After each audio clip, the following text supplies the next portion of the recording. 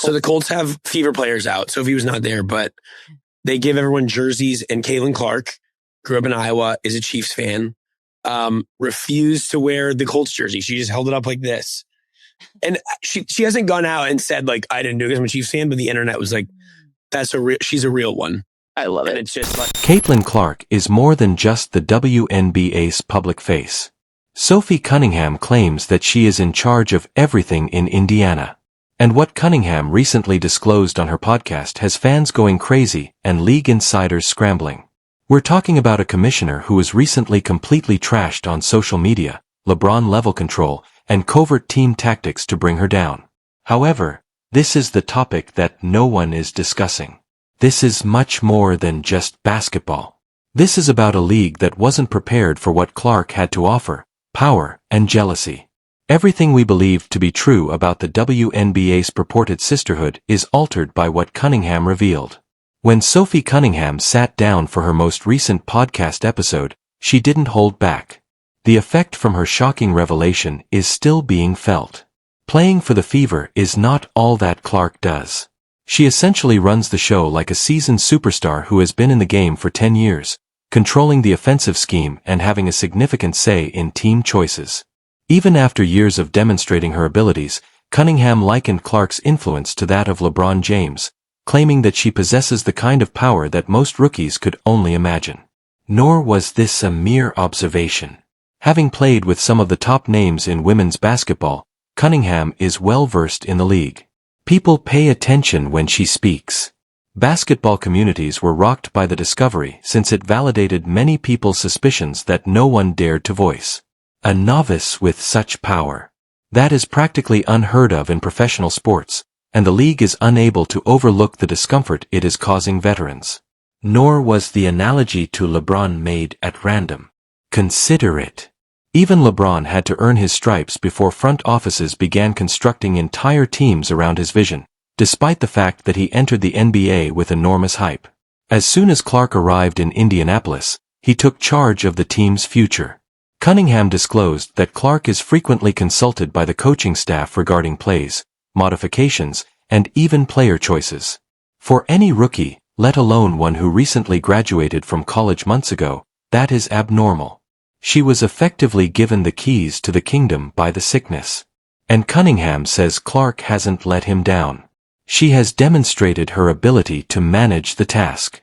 However, there is a lot of friction in the league because she has it at all.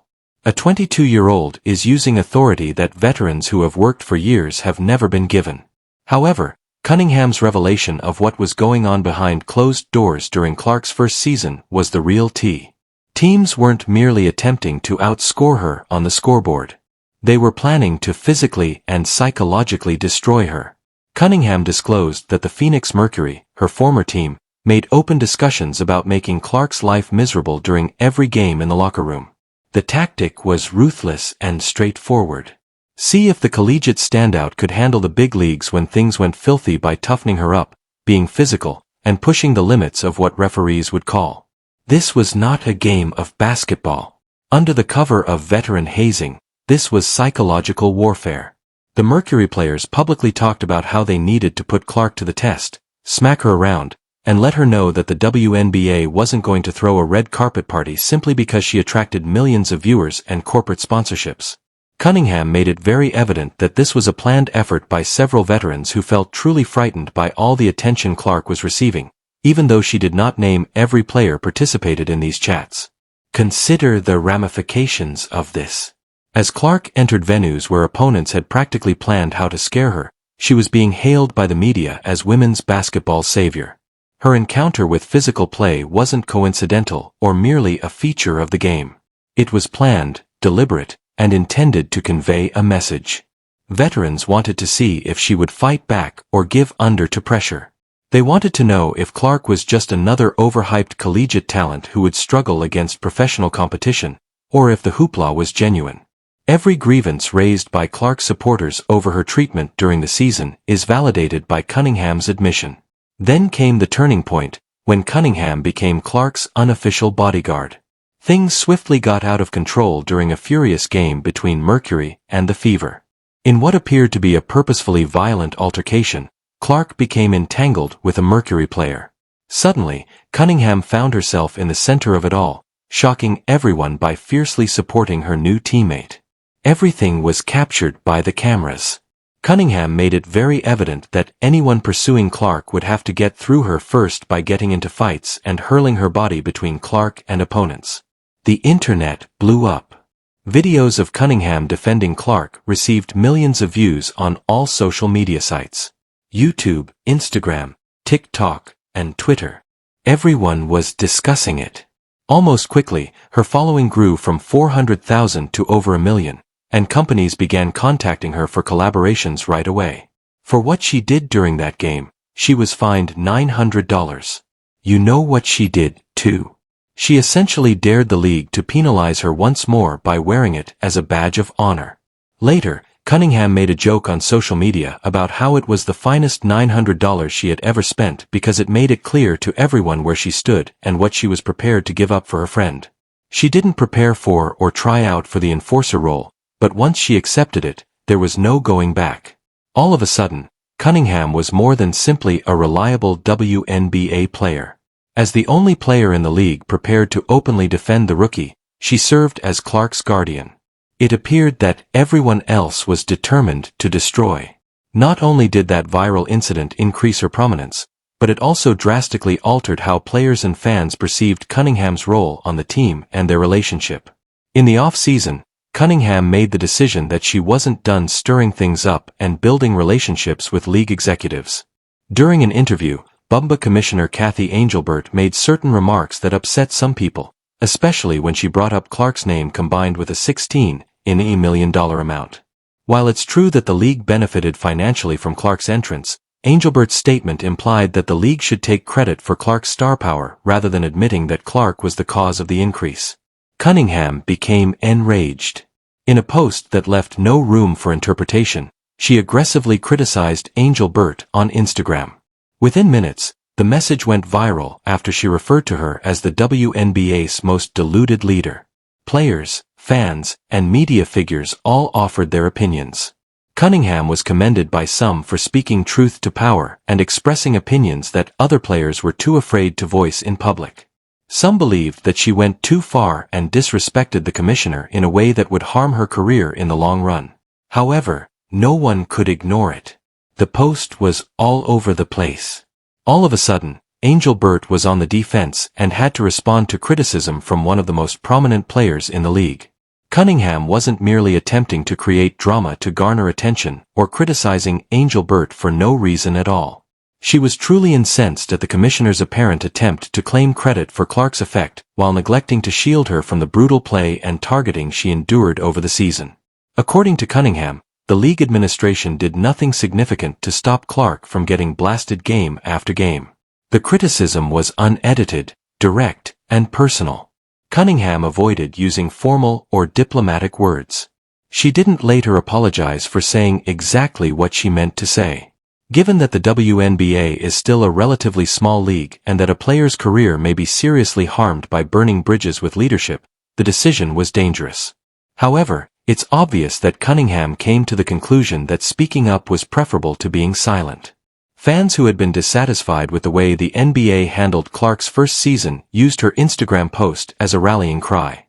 It also revealed a widening gap between players who think special treatment compromises the sport's competitive integrity and those who think the league must safeguard its stars. The discoveries from the podcast continued and intensified.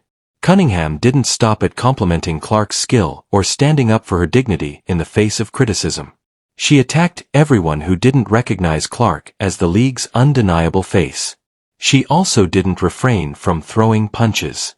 Anyone who doesn't see Clark as the centerpiece of the WNBA is literally dumb and probably jealous of the attention she's receiving. Cunningham wasn't holding back or playing politics in her NSFW tirade, which had listeners hitting rewind and sharing clips everywhere. From someone who has been in the trenches and knows exactly what Clark brings to the table beyond her on-court performance, this was an honest, unvarnished assessment. Cunningham went into great depth about how Clark's influence extends far beyond numbers, highlights, and Instagram followers. She has sold out previously half-empty arenas, swamped ticket websites, and made casual fans who had no interest in the WNBA suddenly tune in religiously to watch her play. She has also brought unprecedented public exposure to women's basketball. Sales of merchandise surged. TV viewership increased by 2 and 3 times. After decades of ignoring women's basketball, corporate sponsors suddenly wanted to get involved. According to Cunningham, to reject that truth is to be deliberately ignorant or so overcome by jealousy that you are unable to see beyond your own ego. Rising tides lift all boats, she said, so whether they want to acknowledge it or not, every WNBA player gains financially and professionally from the attention Clark attracts. But this is when things start to get fascinating, and it's the portion that truly demonstrates how complicated their relationship is.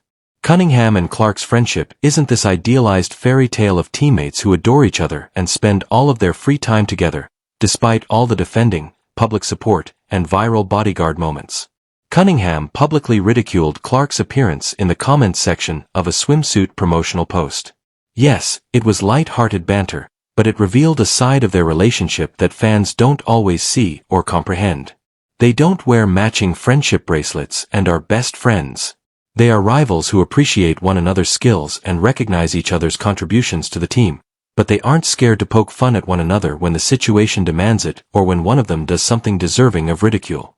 Cunningham has never been the kind to pretend to be close to someone simply because it looks nice on social media, or to fabricate connections for public consumption. Clark doesn't seem to be either. Instead of being buddy-buddy off the court or spending a lot of time together outside of team events, their friendship is based on respect for one another, a shared passion for competition, and a sincere knowledge of what it takes to accomplish at the highest level. They encourage one another throughout practice, support one another when things get tough, and don't hesitate to confront one another when needed. In actuality, that is far more significant than some manufactured bond that exists solely for team PR and Instagram posts. Real relationships have layers, and often the best teammates are the ones who maintain their authenticity even while the cameras are rolling, as the bikini comment demonstrated. What does this actually imply for Clark, the league, and women's basketball going forward? With a level of influence that fully defies all conventional norms and rewrites the rules on the treatment of rookie superstars, Clark has entered the WNBA. She's not waiting her turn, paying dues, or discreetly picking up tips from veterans who believe they know better. She is changing the way the league functions both on and off the court, demanding respect and receiving it right away. Franchises have had to reconsider their marketing plans, roster formation, and even TV deal negotiations as a result of her presence. The WNBA's continued division over its new reality and future is demonstrated by Cunningham's determination to speak out, publicly criticize league leadership, and stand up for Clark at every opportunity. Some executives and players actually dislike the attention Clark receives and wish the league's focus was shared more fairly. They fear the WNBA is becoming overly reliant on one person's star power and view her as a threat to their own relevancy.